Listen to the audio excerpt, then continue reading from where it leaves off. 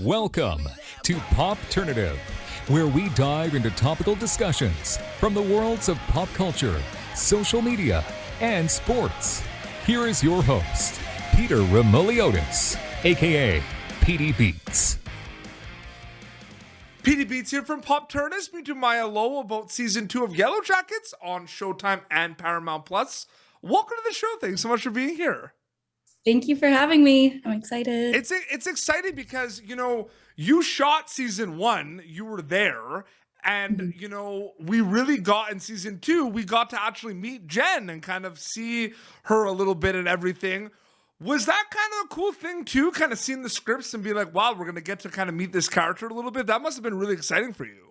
Oh, absolutely. And I mean, the writing is so incredible in this show. So like every scene you get, even if it's just a little line in there, it's so fun to do. Yeah. And they gave us so much room to just play with it and collaborate with the people around us, because there are just like so many characters in each scene, right? So there's a lot of room for different dynamics, and I'm really grateful that I got to bring Jen into this season. When do you kind of start putting the puzzle pieces together and realize that you're on kind of a chaotic show with so many different elements? Is it like as soon as you get there, or does it kind of start sinking in like after filming a few episodes? I feel like it's pretty quick. Oh, 100%. It had been a while since we'd filmed season 1. And I think there was that little bit of me that like forgot the real feeling of being there. So when we showed up to the stage the first day and saw the cabin and saw all this stuff recreated, I was like, oh my God, we're really here and we're really back into it now. And it's different this time. Like, it's winter. There's so many other elements to bring into this time. So I think it kicked in pretty quick. I think episode 2 was definitely, that was really in our face, where we were like, okay, this is what we're doing now. And there's a brand new element to this season now that we didn't get to in the season 1. So we were really excited about that. Let me tell you something, Mya. All right. Okay. let me tell you something. Okay. If you watched Yellowjackets for episode 1 of season 1, they're not hiding the fact that the show is about cannibalism. All right. It's right there. You know what I mean? But I will say, I was watching episode 2 of season 2, and I forgot about it being a cannibalistic show, and you pulled me back in.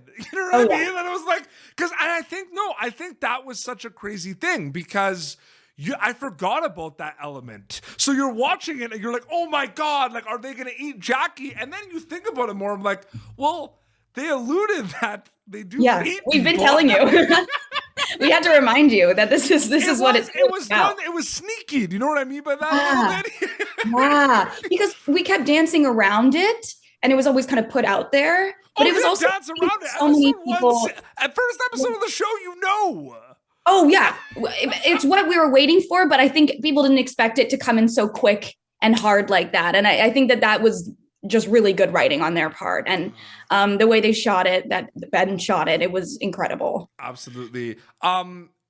You're also a dancer. You have a dance background. Is it safe to say that dancing was one of your first loves, or was it also acting? Like, which one came first, would you say?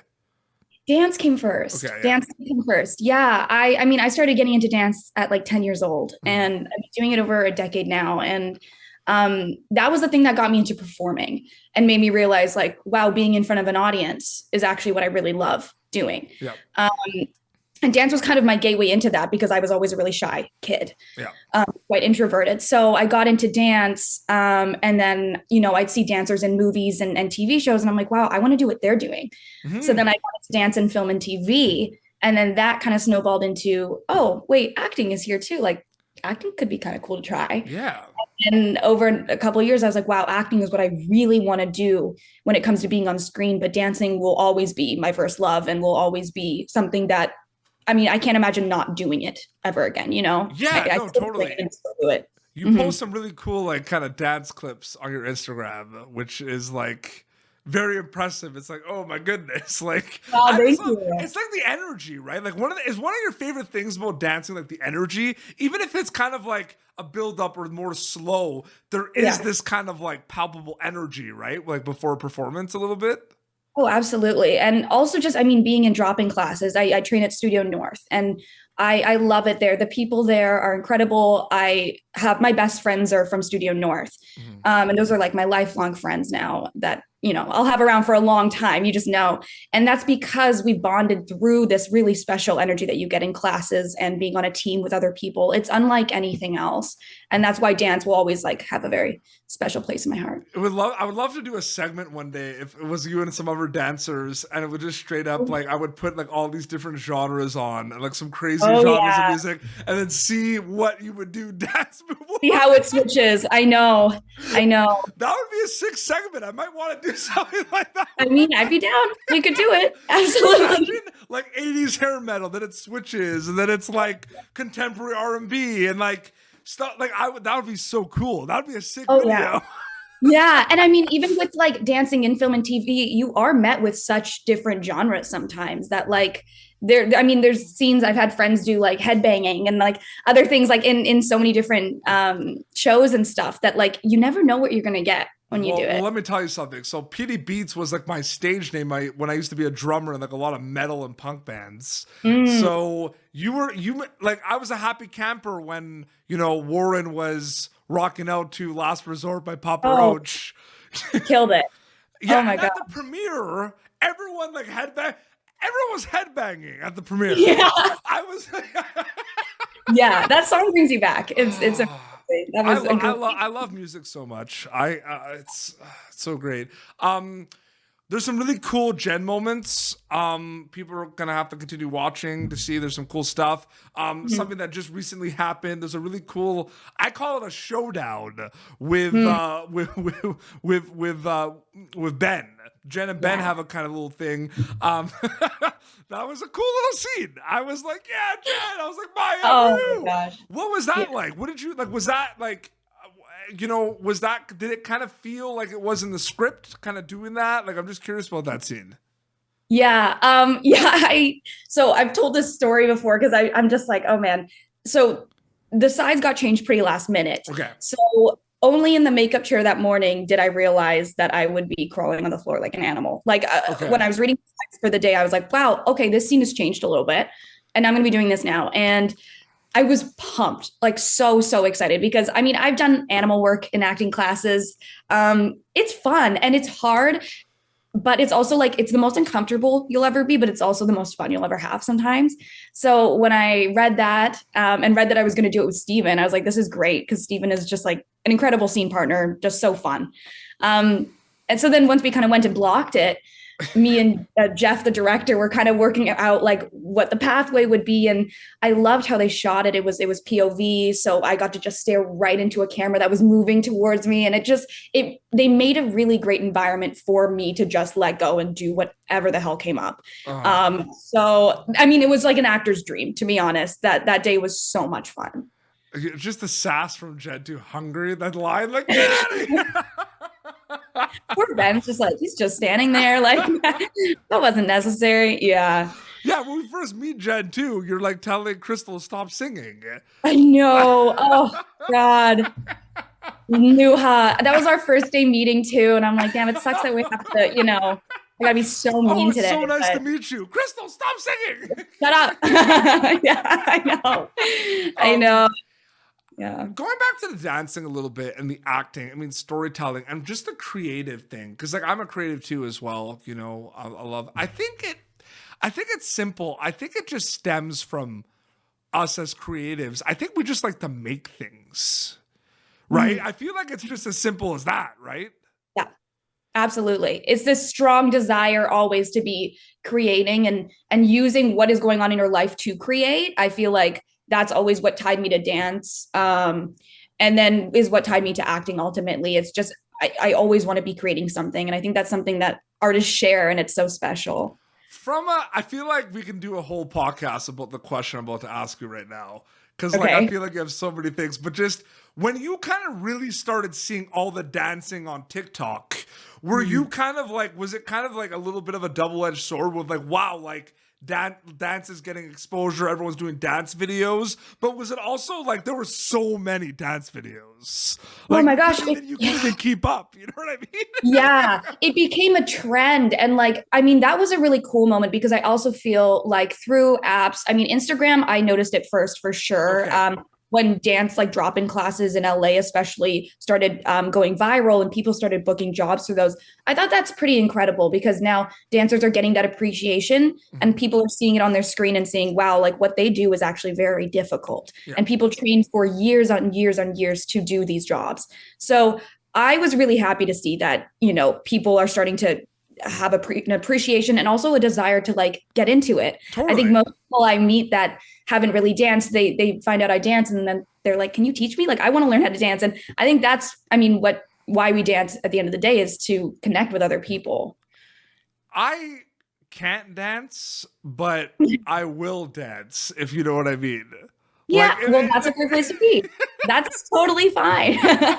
If you're willing to do it, that's what it's about. 100%. And oh man, I'm still thinking about that whole segment thing about like, I can't even imagine like if I put on some of the music I listen to is really like it's very loud and fast and angry. Okay. I feel like it would just be headbanging. That'll be the first thing that comes to mind, but I'm sure there'll be some creativity there. Oh yeah. Okay. I established in the beginning of this interview a little bit that like this is a chaotic show, Yellowjackets, with kind of a lot kind of happening, a lot of genres being thrown in. That being said, I think one of my favorite things is the horror component of it, like the horror movie kind of that kind of thriller, supernatural genre. Whether you're a fan of that stuff or not, because a lot of people can't do like horror movies, is it cool working in that kind of landscape, in that world, knowing that there's a big appetite for like horror movies now? Like, I'm curious about that.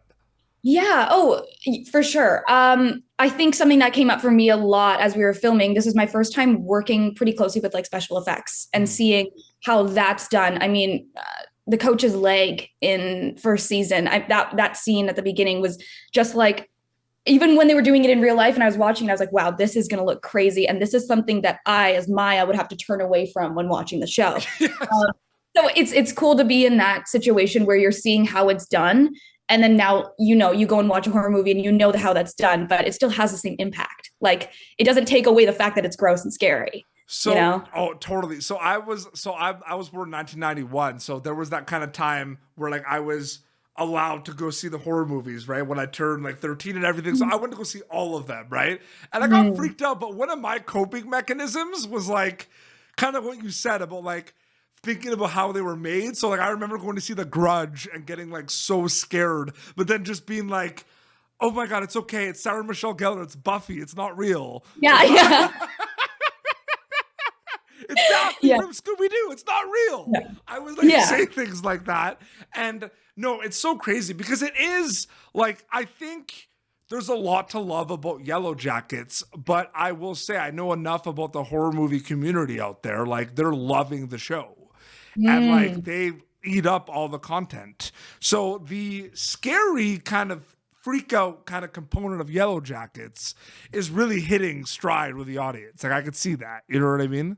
Yeah, I'm happy to hear that. Yeah, because the no-eyed man, like that stuff freaks me out. Oh my God. That just like brings me back to when I was a kid and watching those movies and like the jump scares. The jump scares are great in this show, I gotta say. They're used very wisely. Yeah. Oh my God. Jen just freaks us out too. Like with that whole scene and just like hungry. Like, oh my God. Oh yeah, the rabies.